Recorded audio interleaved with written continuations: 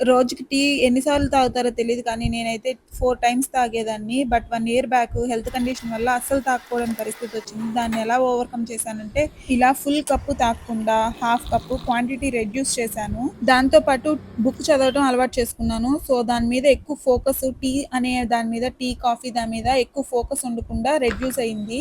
11కి ఇలా బెల్లం, ground nuts, పుట్నాల పప్పు వేసుకొని అది స్నాక్‌లా తినేదాన్ని. సో, బెల్లం ఫ్లేవర్ ఎక్కువ సేపు నోట్లో ఉండి తాగాలనిపించేది కాదు. కానీ స్టార్టింగ్‌లో మాత్రం కష్టంగానే ఉండేది. 3 పీఎంకి కాఫీ బైట్ చాక్లెట్స్ తినేదాన్ని. దానికి అడిక్ట్ అయిపోతున్నానని చెప్పి ఇంకా డేట్స్ తినటం స్టార్ట్ చేశాను. సో, 3కి, 11కి ఇలా రీప్లేస్ చేశాను. 6 పీఎంకి బటర్ మిల్క్‌తో రీప్లేస్ చేశాను. ఉప్పేసుకొని తాగేదాన్ని. సో, ఉప్పు టేస్ట్ అయితే చాలా సేపు ఉండేది.